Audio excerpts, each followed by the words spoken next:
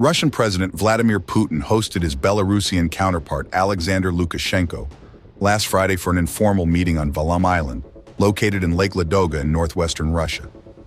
This symbolic location, home to one of Russia's oldest Orthodox monasteries, became the backdrop for a diplomatic exchange that carried strong political undertones.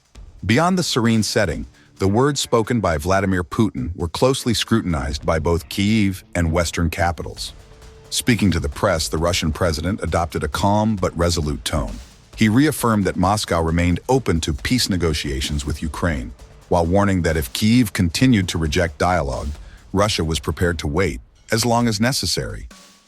If the Ukrainian leadership believes that this is not the right time for negotiations and prefers to wait, we are ready to wait, he stated, making it clear that Russia's strategic patience should not be mistaken for weakness. This message comes at a time when Ukrainian President Volodymyr Zelensky has been urging his allies to strengthen military and financial support, while firmly ruling out talks with Moscow. Zelensky has repeatedly said that reclaiming occupied territories remains the priority, and that negotiations at this stage would only freeze the conflict in Russia's favor. In response, Putin insists that the Kremlin seeks a truly lasting peace, not just a military pause. He referred to past negotiations, including those held in Istanbul and Ankara in 2022, as examples of discussions that had led to tangible results, particularly on the humanitarian front. He cited prisoner exchanges, the repatriation of fallen soldiers' bodies, and limited cooperation as encouraging signs. Hundreds of Ukrainian soldiers have been returned to their families, and in return, we have recovered several dozen of our own who died for their homeland, he said, adding that these gestures proved common ground was still possible, at least on humanitarian matters. He called these outcomes positive, even amid a climate of extreme military tension. However, the Russian president's tone hardened considerably when he addressed the issue of power in Kyiv. Putin challenged the legitimacy of Volodymyr Zelensky, accusing him of extending his presidential mandate beyond the constitutional term under martial law.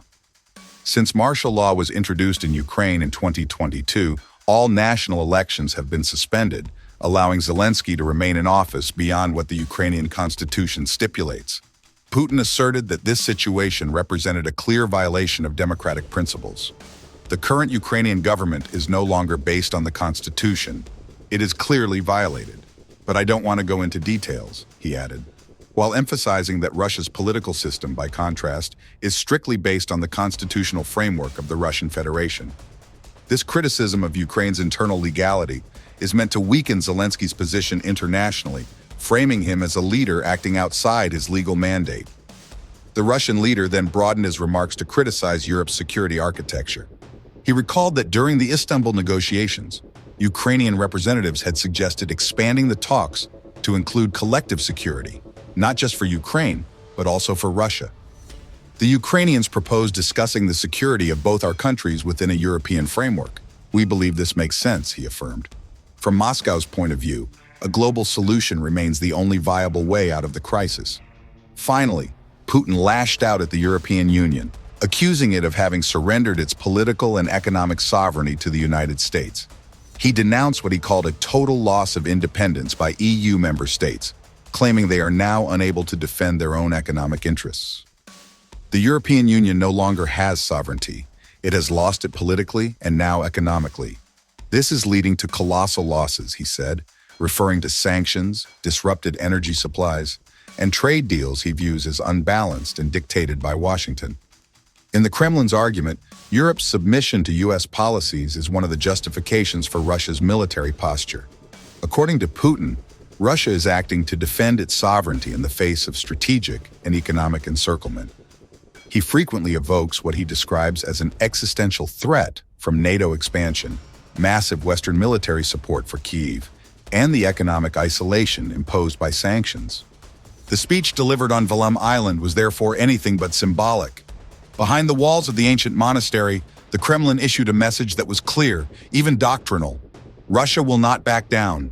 It is ready to wait, to endure, to prolong the conflict if necessary, but it will only accept a peace that guarantees on its terms its security and sovereignty.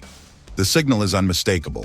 Moscow is holding its position, And despite the current deadlock, it continues to speak to the international community, not just to justify its actions, but to offer a different reading of the war.